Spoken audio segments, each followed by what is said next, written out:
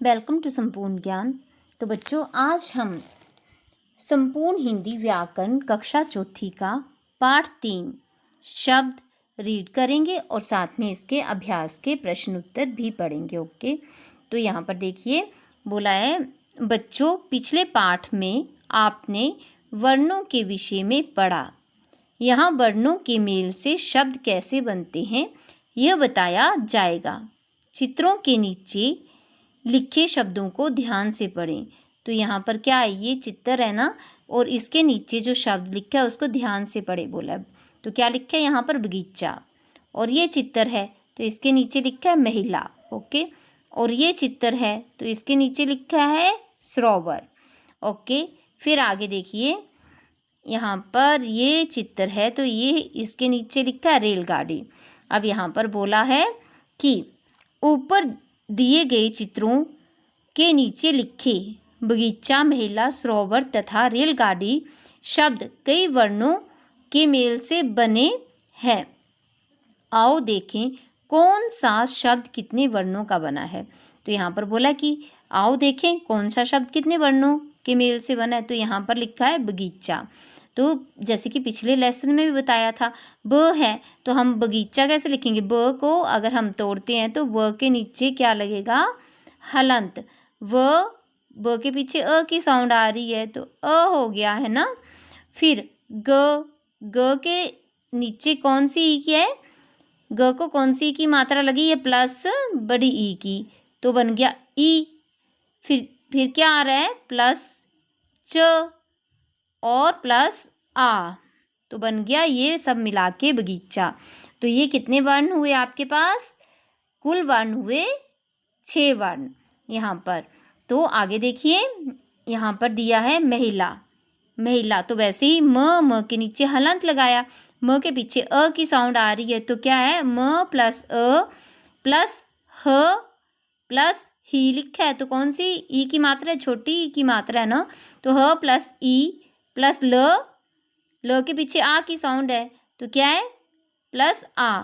तो ये बन गए 6 वर्ण, यहाँ पर 6 वर्ण है तो महिला। ओके, नेक्स्ट देखिए सरोवर। तो सरोवर में वैसे ही स हलंत लगा दिए, स के पीछे अ की आवाज़ है प्लस अ, फिर वैसे ही र के नीचे हलंत और ओ की मात्रा लगी है तो प्लस ओ, फिर वैसे ही व के पीछे अ है तो अ लगा दिया, र के पीछे भी अ है। तो ये कितने वर्ण हुए, 8 वर्ण हुए टोटल। ओके, मिला के 8 वर्ण हुए। फिर लिखा है रेलगाड़ी, तो रेल में र तोड़ दिया प्लस, अब ए की मात्रा है तो ए लगा दिया, रे बन गया ल के नीचे हलंत लगा दिया रेल।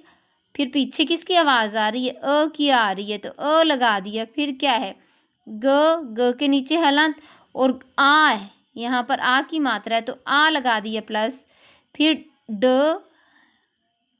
फिर क्या लगा दिया, यहाँ पर ड लगा दिया। ओके, फिर इसको हलंत लगा दिया, ई बड़ी ई है तो बड़ी ई लगा दी, तो बन गया रेलगाड़ी। ओके, अब देखिए नेक्स्ट देखिए, और रेलगाड़ी में कितने वर्ण है, यहाँ पर रेलगाड़ी में 8 वर्ण है। ओके, तो अब देखिए आगे यहाँ पर बोला है, इस प्रकार हम देखते हैं कि ये सभी शब्द 2 या 2 से अधिक वर्णों को मिलाकर बने हैं। तो क्या ये शब्द क्या है, 2 या 2 से अधिक वर्णों को मिलाकर बने हैं। तो बोला ऊपर दिए गए शब्दों में से बगीचा शब्द के वर्णों के क्रम पर ध्यान दें। तो यहाँ पर बोला ब प्लस गी प्लस च बन गया बगीचा। अब इन वर्णों के क्रम को बदलकर देखिए। तो यहाँ पर बोला ये चा प्लस गी प्लस ब, ये चागिब बन गया। इस शब्द का कोई अर्थ नहीं है, तो ये शब्द क्या है, इसका कोई अर्थ नहीं है। इस प्रकार हम कह सकते हैं कि वर्णों के सार्थक और क्रमबद्ध मेल को ही शब्द कहते हैं। वर्णों का सार्थक और क्रमबद्ध मेल जो है वही शब्द है। तो क्या होगा, वर्णों के सार्थक और क्रमबद्ध मेल को शब्द कहते हैं। अनमोल सुझाव, बच्चों से शब्दों को चित्रों के साथ मिलाने का अभ्यास कराएं। इन इससे बच्चों को शब्द और उनके अर्थ को समझने में आसानी होगी। शब्द के प्रकार, अब आगे बोला है शब्द के प्रकार। अब शब्द के कितने प्रकार हैं? अर्थ के आधार पर शब्द के 2 प्रकार हैं। तो कितने प्रकार हैं? अर्थ के आधार पर शब्द के 2 प्रकार हैं। कौन कौन से हैं? एक हो गया सार्थक और एक हो गया निर्थक। अब बोले सार्थक शब्द। तो सार्थक शब्द जो हैं, ऐसे शब्द जो किसी अर्थ का बोध कराते हैं वह सार्थक शब्द कहलाते हैं। जैसे अब जिनका अर्थ होता है वो क्या होते हैं? सार्थक शब्द।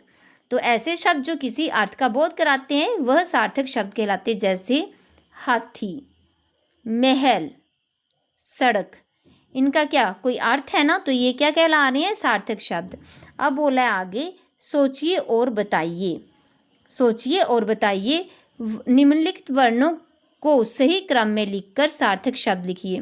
तो यहाँ पर ये दिया आपके पास म ग ला, तो ये तो नहीं बनेगा, इसको सही क्रम में बनाना है, गमला। और यहाँ पर दिया तो ये पहाड़ हो गया आपका। नेक्स्ट नेक्स्ट हो गया रेलगाड़ी, फिर हो गया गरम, फिर हो गया बाजार, फिर हो गया कटोरी और फिर हो गया बादल। तो ये आपने क्या है? ये आपके सार्थक शब्द बन गए। फिर नेक्स्ट देखिए, यहाँ पर है निर्थक शब्द। अब निर्थक शब्द कौन से होते हैं? ऐसे शब्द जिनका कोई अर्थ नहीं होता है उन्हें निर्थक शब्द कहते हैं। जैसे यहाँ पर लिखा है थीहा, इसका कोई अर्थ नहीं है, तो क्या है? ये निर्थक शब्द है। यहाँ पर लहम, इसका भी कोई अर्थ नहीं है, मीनिंग नहीं है, तो ये क्या है? निर्थक। और दशक, इसका भी कोई अर्थ नहीं है, तो ये क्या है? आपका निर्थक शब्द। अनमोल सुझाव, अभिभावक। अभिभावक मतलब माता पिता। बच्चों को रोजाना 5 से 10 नए शब्दों का अर्थ समझाएं ताकि उनको सार्थक शब्द और निर्थक शब्दों की पहचान हो सके। अब आगे देखो, अब बोला कि हमने क्या सीखा इस लेसन में। क्या सीखा? ये आपका शब्द है, तो हमने क्या सीखा? यहाँ पर हम गए तो वर्णों के सार्थक क्रमबद्ध मेल को ही क्या कहते हैं? शब्द कहते हैं। फिर शब्द के 2 प्रकार होते हैं। कौन से 2 प्रकार? एक सार्थक और दूसरा निर्थक। ओके, ये क्या है? शब्द के 2 प्रकार है। फिर यहाँ पर जिस शब्द का अर्थ निकलता है उसे सार्थक शब्द कहते हैं और यहाँ पर निर्थक, जिस शब्द का कोई अर्थ नहीं निकलता है उसे निर्थक शब्द कहते हैं। अब देखो यहाँ पर अभ्यास कार्य है, तो अभ्यास कार्य में आपकी एक्सरसाइज है। पहला लिखा है शब्द किसे कहते हैं। तो बच्चों अभी हमने यहाँ पर पढ़ा नहीं है कि वर्णों के सार्थक और क्रमबद्ध मेल को ही शब्द कहते हैं। तो ये आपका पहले का आंसर है। ओके, फिर बोला है अर्थ के आधार पर शब्द के कितने प्रकार होते हैं। अर्थ के आधार पर शब्द के कितने प्रकार होते हैं, उनके नाम लिखिए। तो यहाँ पर है अर्थ के आधार पर शब्द के 2 प्रकार होते हैं, सार्थक और निर्थक। अब सार्थक, जिन शब्दों का कोई अर्थ होता है उन्हें सार्थक शब्द कहते हैं और निर्थक, जिन शब्दों का कोई अर्थ नहीं होता है उन्हें निर्थक शब्द कहते हैं। ओके, अब आगे देखिए, यहाँ पर थर्ड क्वेश्चन बोला है सार्थक और निर्थक शब्द छांटकर अलग अलग लिखिए। तो यहाँ से छांटने आपने सार्थक शब्द। तो सार्थक है कोमल, फिर जिनका अर्थ होगा वही होंगे सार्थक अर्थ। कोमल, दुकान, आम, कहानी। निर्थक शब्द में रमग, रिदाम, ताकिब और हाचू, ये क्या? इनका कोई अर्थ नहीं है, तो ये क्या हुए? निर्थक शब्द। नेक्स्ट क्वेश्चन नंबर 4 देखिए, बोला है शब्द सीढ़ी पूरी कीजिए। तो यहाँ पर क में देखो ख लिख दिया, फिर र लिख दिया, फिर गो और श, खरगोश आ गया। अब ख नंबर है शलगम, श ल ग म, यहाँ पर ये सीढ़ी शलगम आ गया है ना। फिर क्या है? यहाँ पर मछली आ गया और यहाँ लीची है, तो ये लीची। तो ये आपकी जो शब्द सीढ़ी है ये क्या है? आपकी पूरी बन गई। ओके, अब नीचे बोला है कुछ नया करें। तो कुछ नया करें तो निम्नलिखित वर्णों से शुरू होने वाले 2 शब्द लिखिए। निम्नलिखित वर्णों से शुरू होने वाले 2 शब्द लिखने आपने। म से मछली, मोर। अब झ से झंडा, झरना हो गया। ग से धनुष, धूप हो गया। और घ से राम, राजा हो गया। और न से गमला, और गर्मी हो गया, और च से हल और हाथी हो गया, और च से चम्मच चांद हो गया, और प से पानी पपीता हो गया। तो बच्चों अभी आपने कक्षा चौथी का संपूर्ण हिंदी व्याकरण का थर्ड लेसन शब्द पढ़ा और साथ में इसके अभ्यास के प्रश्न उत्तर भी किए। तो बच्चों आपको समझ में आया होगा। तो मेरे वीडियो को लाइक शेयर कमेंट और मेरे चैनल को सब्सक्राइब करना।